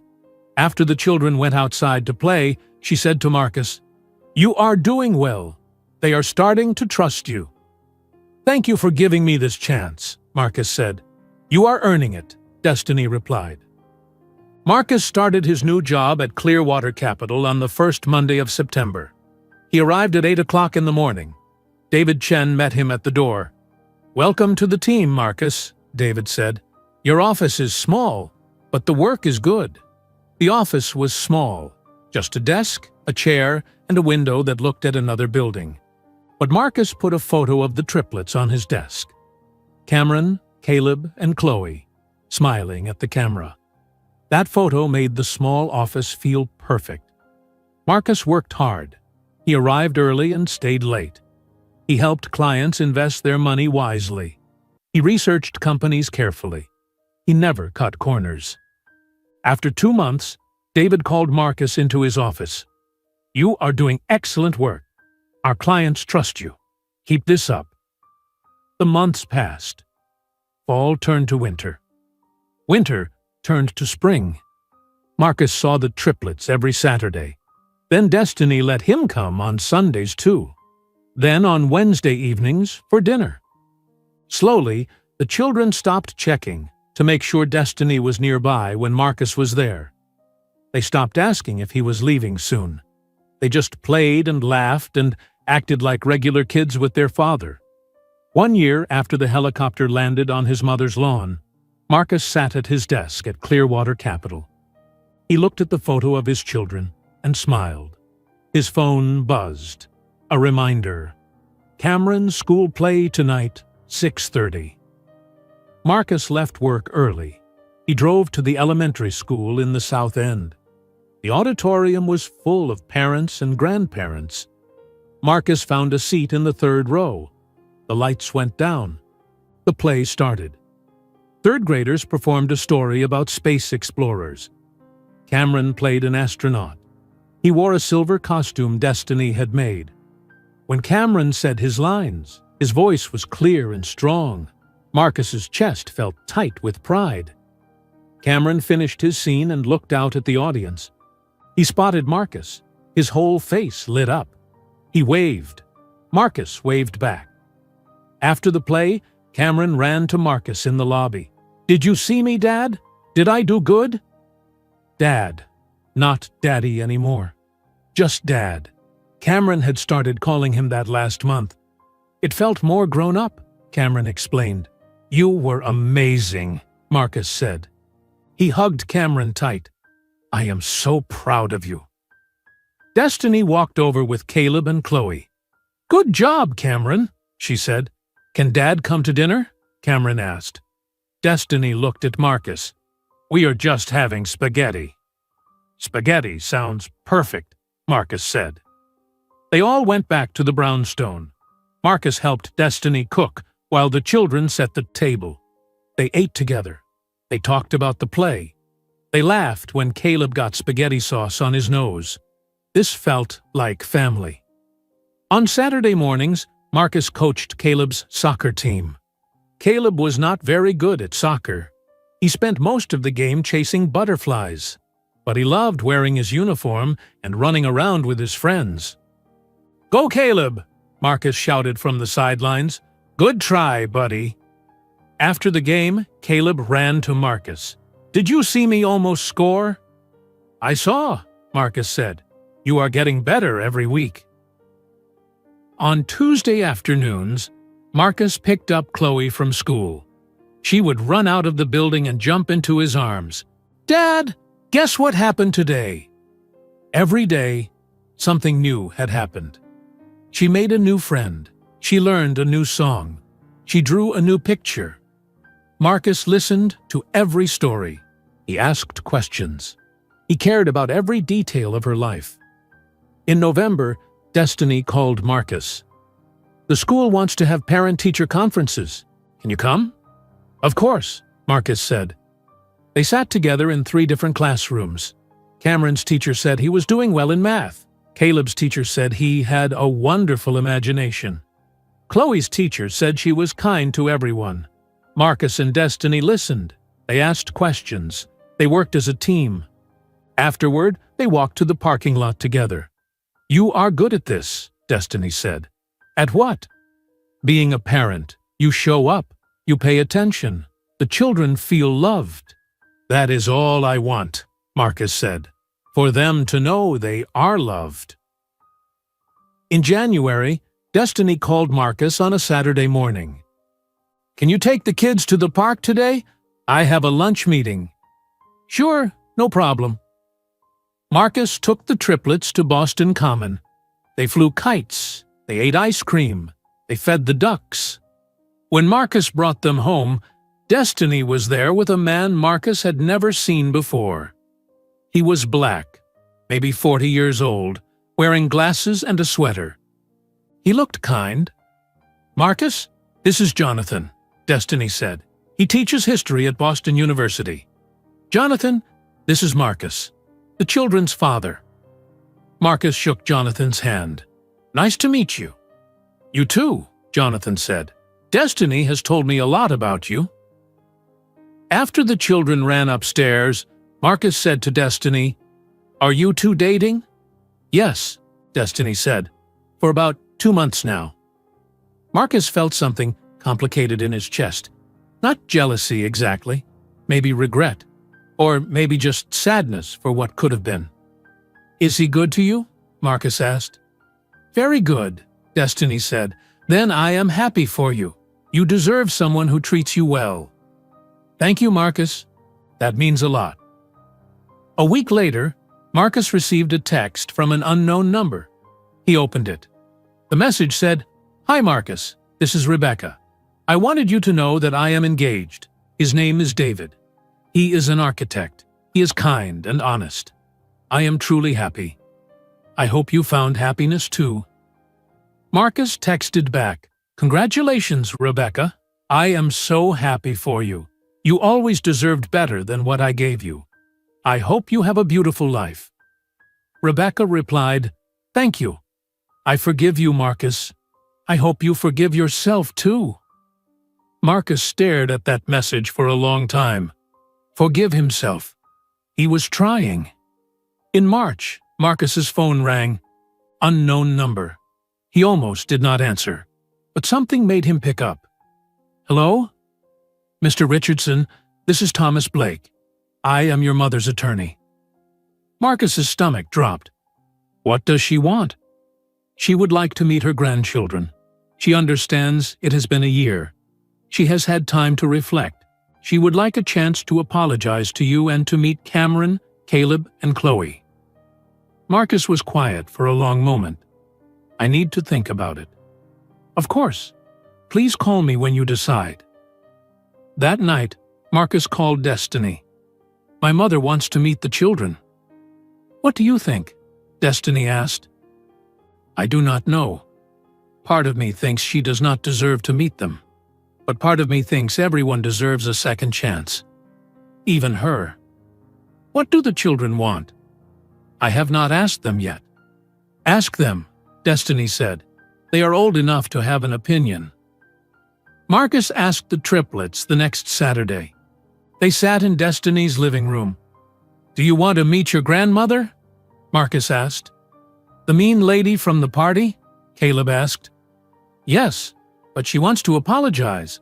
She wants a chance to know you. Cameron thought about it. Will she yell at us? No, I promise I will not let anyone yell at you. Okay, Cameron said. We can meet her.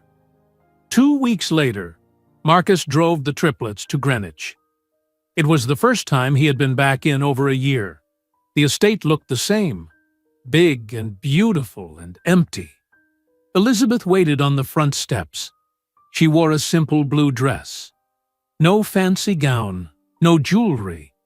She looked older, smaller somehow. The triplets got out of the car slowly. They held hands. Elizabeth walked toward them. She stopped a few feet away. Hello, she said. Her voice shook. I am your grandmother. I, the triplets said together. Their voices were quiet. I am sorry, Elizabeth said. She looked at Marcus. I am sorry for what I did. I was wrong. I let hate control me. I destroyed your chance at happiness. I have spent a year alone in this house realizing that hate cost me everything. Marcus nodded. I appreciate the apology.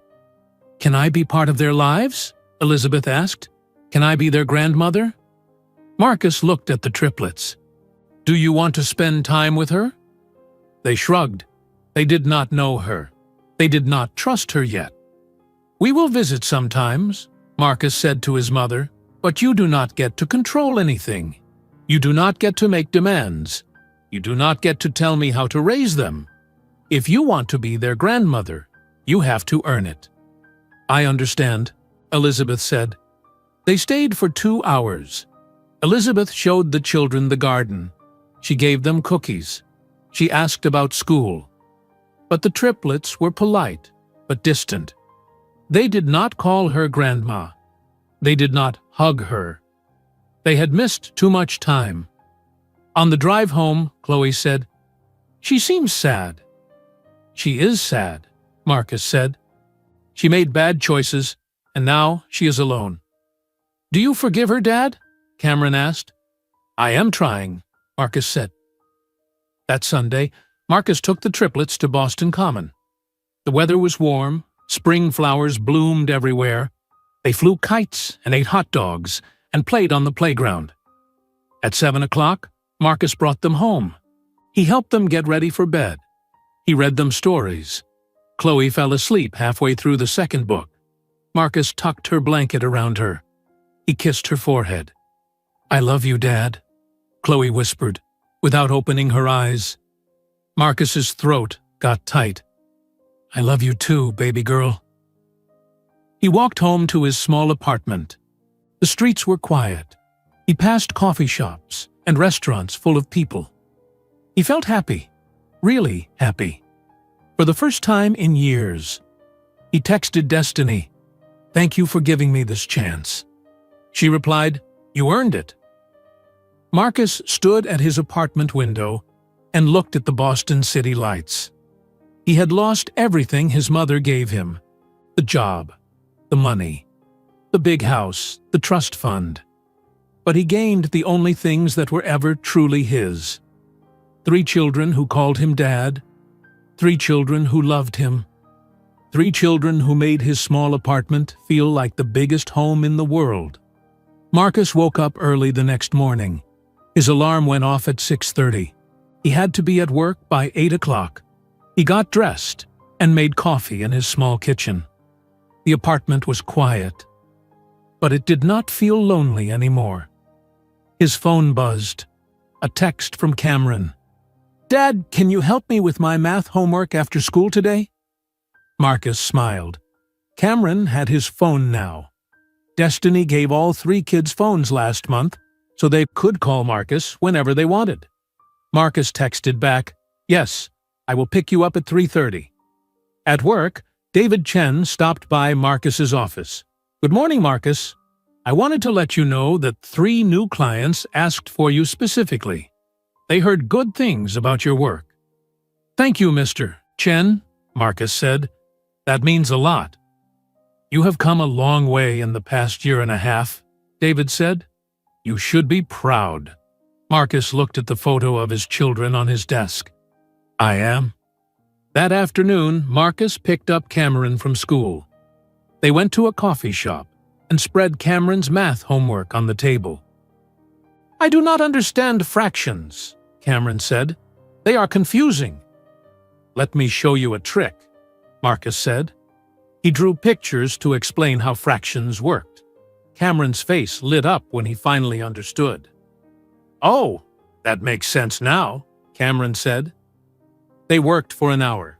When they finished, Cameron said, "Thanks, Dad. You are good at explaining things." "Anytime, buddy." On Wednesday night, Marcus had dinner with the whole family at Destiny's house. Jonathan was there too. At first, Marcus felt awkward, but Jonathan was kind and never tried to replace Marcus. He understood that Marcus was the children's father. "Cameron told me you helped him with fractions," Jonathan said. "That was nice of you." "He is my son," Marcus said simply. "I help him with whatever he needs." After dinner, the children went upstairs to do homework. Marcus helped Destiny clean the dishes. "Jonathan is a good guy," Marcus said. "He is," Destiny agreed. "The kids like him, but they know he is not their father. You are." "Does he want kids of his own someday?" "Maybe. We have not talked about it seriously yet. We have only been dating for 6 months." Marcus dried a plate. "For what it is worth, I think you two are good together. You look happy." "I am happy," Destiny said. "Happier than I have been in a long time." Marcus was quiet for a moment. Then he said, "I am sorry I ruined what we had. I think about it sometimes, about what our life could have been if I had been braver." Destiny stopped washing dishes. She looked at Marcus. "I think about it too sometimes. But we cannot change the past. We can only move forward. And honestly, Marcus, I do not think we would work now. Too much has happened. Too much hurt." "I know," Marcus said. "But I am grateful that we can be friends, that we can raise the kids together." "Me too," Destiny said. On Saturday morning, Marcus took all 3 kids to their soccer games. Caleb's team played first. They lost 4-1, but Caleb scored the 1 goal. He ran to Marcus afterwards, jumping up and down. "Did you see, Dad? Did you see me score?" "I saw." Marcus picked him up and spun him around. "You were amazing." Cameron's team played next. They won 3-2. Cameron played defense and blocked several shots.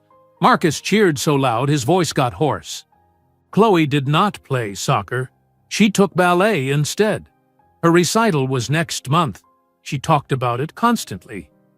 "Will you come to my recital, Dad?" she asked for the 10th time that week. "Of course I will come," Marcus said. "I would not miss it for anything." That night, Marcus got a call from Elizabeth's lawyer again. "Mr. Richardson, your mother was hoping the children could visit again, perhaps for her birthday next month." Marcus thought about it. The first visit had been awkward, but not terrible. "I will ask them." He asked the triplets the next day. "Your grandmother wants to know if you want to visit her on her birthday. You do not have to if you do not want to." "Will there be cake?" Caleb asked. Marcus laughed. "Probably." "Then okay," Caleb said. "Can we bring her a present?" Chloe asked. "If you want to," Marcus said. They went to Target together. The children picked out a photo frame. Destiny helped them print a picture of the 3 of them. They wrapped it carefully. On Elizabeth's 61st birthday, Marcus drove the children to Greenwich again. This time, Elizabeth had prepared. She made sandwiches for lunch. She bought toys for the children to play with. She tried hard. "I brought you a present, Grandmother," Chloe said shyly. She handed Elizabeth the wrapped gift. Elizabeth opened it slowly. When she saw the photo of the triplets, her eyes filled with tears. "This is beautiful. Thank you." "You are welcome," Chloe said. They stayed for 3 hours. Elizabeth was careful not to say anything controlling or mean. She asked the children about school. She listened when they talked. She was trying to be a better person. But the children still did not call her Grandma. They called her Grandmother, formal and distant. On the drive home, Cameron said, "She is nicer than before, but I still do not know her very well." "That is okay," Marcus said. "It takes time to get to know people." "Do you like her now, Dad?" Caleb asked. "I am working on forgiving her," Marcus said. "Forgiveness takes time, too." In May, Destiny called Marcus with news. "I got an email from Rebecca." "Rebecca?" Marcus was surprised. What did she say? "She is getting married next month. To David, the architect. She invited us to the wedding. Us? You and me. She said she wants to thank us both. She said meeting you and losing you led her to David. She said sometimes the wrong relationship leads you to the right one." Marcus felt a mix of emotions. Sadness for what he lost with Rebecca. Happiness that she found someone better. "Are you going to go?" "I think so," Destiny said. "Jonathan and I were invited." "What about you?" "I do not know. Would that be weird?" "Probably. But Rebecca seems to want closure. Maybe it would be good for all of us." Marcus thought about it for 3 days. Then he called Rebecca directly. "Hello?" Rebecca's voice was warm and happy. "Rebecca, it is Marcus. I got your wedding invitation." "Marcus, I am so glad you called. I was not sure if you would. I want to come. If you are sure you want me there." "I am sure," Rebecca said. "I spent a long time being angry at you, but then I met David, and I realized that if you had not left me, I never would have found him. He is everything I needed, everything I deserve." "I am happy for you," Marcus said, "really. You deserve all the happiness in the world." "Thank you. And Marcus, I forgive you, completely. I hope you can forgive yourself." "I am trying," Marcus said. "Every day, I am trying." The wedding was beautiful. It was at a small church in Boston. Only 75 guests. Rebecca wore a simple white dress. David wore a gray suit. When they said their vows, they looked at each other with real love. Marcus sat in the back row. He watched Rebecca promise to love David honestly and completely. He felt genuinely happy for her. After the ceremony, Rebecca found Marcus at the reception. David was with her. "Marcus, thank you for coming," Rebecca said. She hugged him briefly. "This is David." Marcus shook David's hand. "Congratulations. You are a lucky man." "I know," David said. He looked at Rebecca with obvious love. "She is amazing." "She is," Marcus agreed. Rebecca looked at Marcus carefully. "Are you happy, Marcus? Really?" "Yes," Marcus said. And he meant it. "I have 3 incredible kids. I have a job I love. I have a life that matters. I am happy." "Good," Rebecca said. "We both deserve to be happy." In June, Chloe's ballet recital arrived. Marcus sat in the auditorium at the dance studio. Destiny sat next to him. Jonathan sat on Destiny's other side. Angela was there with Cameron and Caleb. The lights went down. The music started. Little girls in pink tutus danced across the stage. Then Chloe appeared. She wore a white costume with sparkles. She danced carefully, counting her steps, concentrating hard. Marcus's heart felt so full it might burst. When the recital ended, Chloe ran to Marcus. He scooped her up and spun her around. "You were perfect," he said. "The best dancer up there." "Really?" Chloe's face glowed. "Really," Marcus said. I am so proud of you." They went out for ice cream after, all of them together. Marcus, Destiny, Jonathan, Angela, and the 3 kids. They squeezed into a booth at an ice cream shop in the South End. Marcus looked around the table. This was his family now. Not traditional, not what he imagined years ago, but real and good and full of love. Cameron got chocolate ice cream on his shirt. Caleb dropped his cone and started crying until Marcus bought him another one. Chloe talked nonstop about the recital. This was happiness, not the fake happiness Marcus had in Greenwich, with money and status and empty rooms. This was real, messy and loud and imperfect, and absolutely real. That night, Marcus walked home to his small apartment. He passed families eating dinner in restaurants. He passed couples holding hands. He passed people living their lives. Marcus pulled out his phone. He opened his photos. Hundreds of pictures of Cameron, Caleb, and Chloe. First soccer game, first day of school, Halloween costumes, Christmas morning, birthday parties. Ordinary moments that meant everything. He had missed their first 5 years, but he had been there for everything since, and he would be there for everything ahead. Marcus sent a text to all 3 kids. "I love you, sleep well, see you tomorrow." 3 texts came back immediately. Cameron, "Love you too, Dad." Caleb, "Good night, Dad." Chloe, "Love you, infinity, Dad." Marcus smiled. He put his phone down and looked out his window at the Boston lights. He had everything he needed. Marcus's alarm went off at 6:30 on a Monday morning in September. 2 full years had passed since the helicopter landed on his mother's lawn. 2 years since his life fell apart and came back together in a completely different shape. He got up and made coffee. His phone buzzed with a text from David Chen at work. "Morning, Marcus. Big client meeting at 9.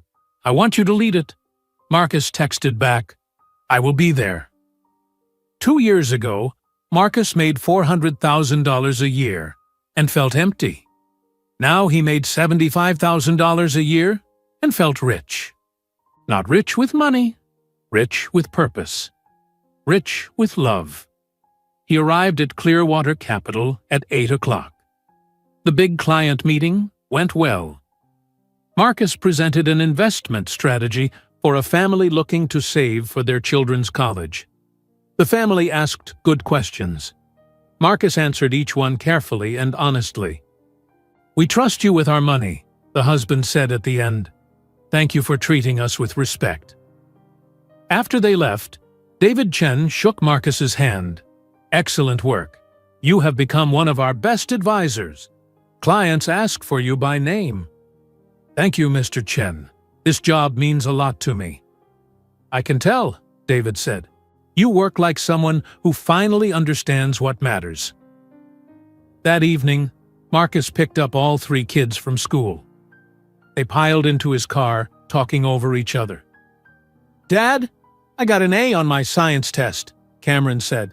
"Dad, I learned about dinosaurs with feathers today," Caleb said. "Dad, can we get ice cream?" Chloe asked. Yes, and maybe," Marcus said. They all laughed. Marcus had moved to a bigger apartment 6 months ago. 2 bedrooms now. The kids had their own room for when they stayed overnight. That happened twice a week now, Tuesday and Thursday nights. Marcus made them breakfast before school. He helped with homework. He read bedtime stories. This was his life now. School pickups, and soccer practice, and homework help. Simple things that meant everything. On Saturday morning, Marcus went to Cameron's soccer game. Cameron had gotten much better at soccer this year. He scored 2 goals. Marcus jumped up and down on the sidelines. "That's my son!" Marcus shouted. "Good job, Cameron!" After the game, a dad from the other team approached Marcus. "Your son is really talented. You must be proud." "I am," Marcus said. "Very proud." How long have you been coaching him? 2 years, Marcus said. It felt like longer. It felt like forever. But also it felt like no time at all.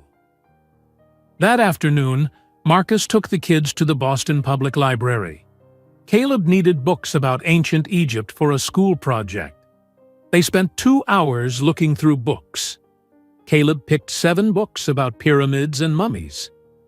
"Can you help me read these, Dad?" Caleb asked. "Of course," Marcus said. "We will read them together." Chloe found books about ballet dancers. Cameron found books about space. They checked out 15 books total. Marcus carried them all to the car. "You are the best library partner, Dad," Chloe said. "You are the best library visitors," Marcus replied. On Sunday, they all went to Destiny's house for dinner. Jonathan was there. He and Destiny had been dating for over a year now. The relationship was serious, healthy, built on honesty. "Marcus, can I talk to you for a minute?" Jonathan asked after dinner. They stepped into the backyard while the kids played inside. "Sure," Marcus said. "What is up?" "I am going to ask Destiny to marry me," Jonathan said. "Next month. I wanted to tell you first, out of respect. I know you and Destiny have a complicated history." Marcus felt a small pang of sadness. Not jealousy, just the sadness of doors closing on paths not taken. But then he thought about Jonathan, how kind he was to Destiny, how he treated the kids with respect, but never tried to replace Marcus. "That is great news," Marcus said. He meant it. "Destiny deserves to be happy. The kids love you. You will be a good stepfather." "I will never try to replace you," Jonathan said quickly. "You are their father. I just want to be someone who supports them, and supports you too." Marcus shook Jonathan's hand. "Then you have my blessing. Congratulations." Inside, Destiny was cleaning dishes. Marcus helped her dry. "Jonathan told me his plans," Marcus said quietly. Destiny stopped washing. She looked at Marcus. "How do you feel about it?" "Happy for you. Really. He is a good man. Better than I was to you." "You were young," Destiny said, "and afraid. You are different now." "I am," Marcus agreed. "Having the kids in my life changed me. They made me better." "They made both of us better," Destiny said. In October, Marcus received an email from Rebecca. The subject line said, "Good news." He opened it. The email said, "Hi, Marcus. I wanted to let you know that David and I are expecting a baby. A girl. We are so happy. I hope you and your children are well. Rebecca." Marcus typed back, "Congratulations. That is wonderful news. You are going to be an amazing mother. I am very happy for you both." That night, Marcus told the kids about Rebecca. "Remember the lady who was married to me before? She is going to have a baby." "Will the baby be our sister?" Chloe asked. "No, honey, you have each other. Cameron and Caleb are your brothers. But it is still nice that Rebecca is happy." "Did you love her?" Cameron asked. He was 7 now, old enough to ask hard questions. "I cared about her," Marcus said carefully, "but I was not honest with her. I made mistakes. She deserved better. Now she has better, and I am grateful for that." In November, Elizabeth called Marcus directly. Not through her lawyer. Her voice on the phone was quiet and uncertain. "Marcus, could the children visit for Thanksgiving? I know it is a big holiday. I know you probably have plans, but I thought maybe they could come for a few hours in the afternoon. I promise I will not overstep. I just want to spend time with them." Marcus was quiet. Then he said, "I will ask them." He asked the triplets that night. "Your grandmother wants to know if you want to visit her on Thanksgiving afternoon. We would still have lunch here, but we would go to Greenwich after." "Will she make turkey?" Caleb asked. "Probably." "2 Thanksgiving dinners?" Caleb's eyes got big. "Yes!" They all laughed. On Thanksgiving, They ate lunch at Destiny's house. Destiny cooked turkey and stuffing and sweet potatoes. Jonathan carved the turkey. Angela made pies. The kids ate until they could barely move. Then Marcus drove the triplets to Greenwich. Elizabeth had prepared carefully.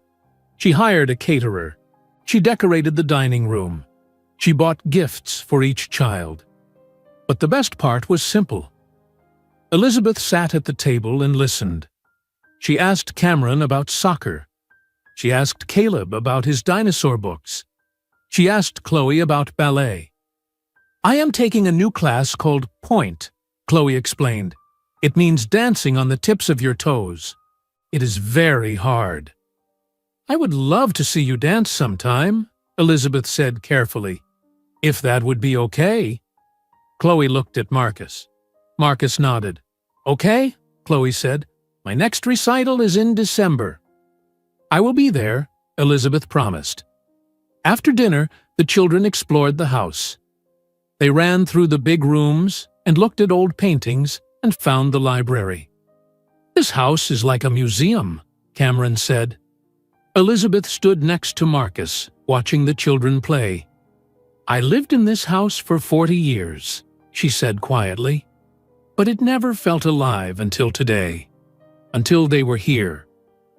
"They have that effect," Marcus said. "I wasted so much time," Elizabeth said. Her voice cracked. "I chose fear and hate over love. I lost years with you, years with them. I am sorry, Marcus. I am so sorry." Marcus looked at his mother. She looked old now, fragile.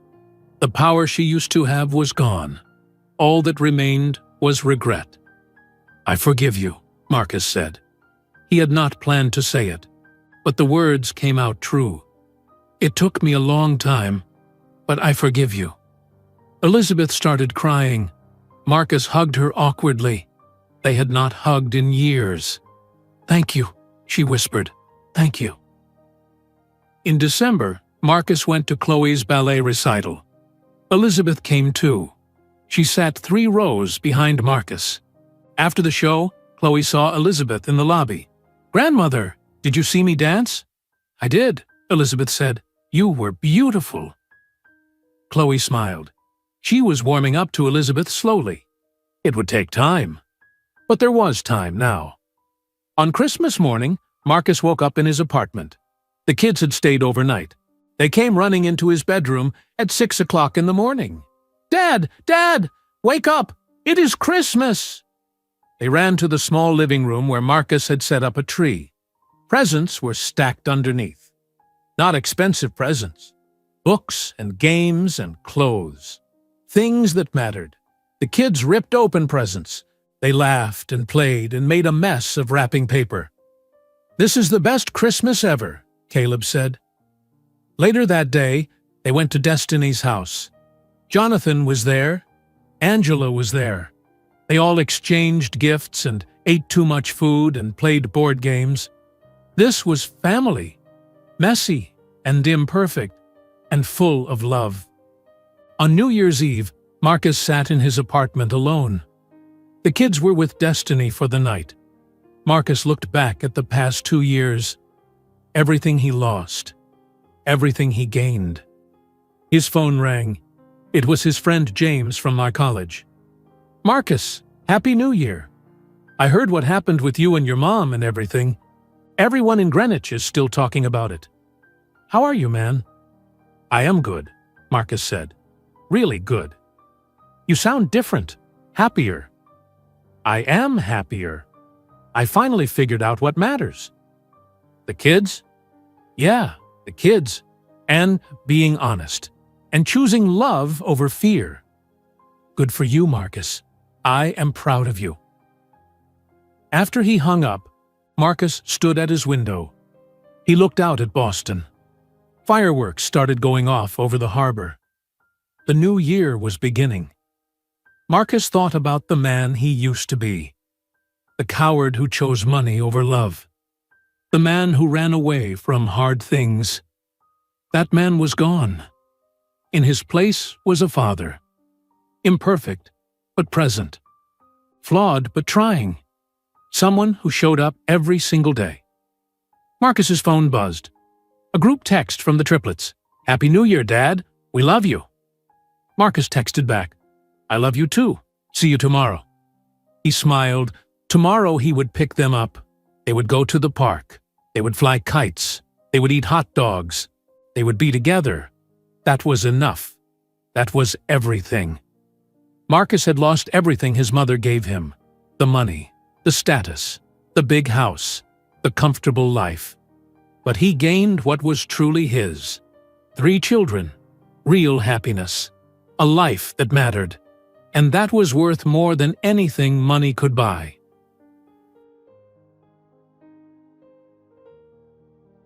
If you enjoyed today's video, I'm sure you'll love the next one. Don't waste time. Just click on the screen.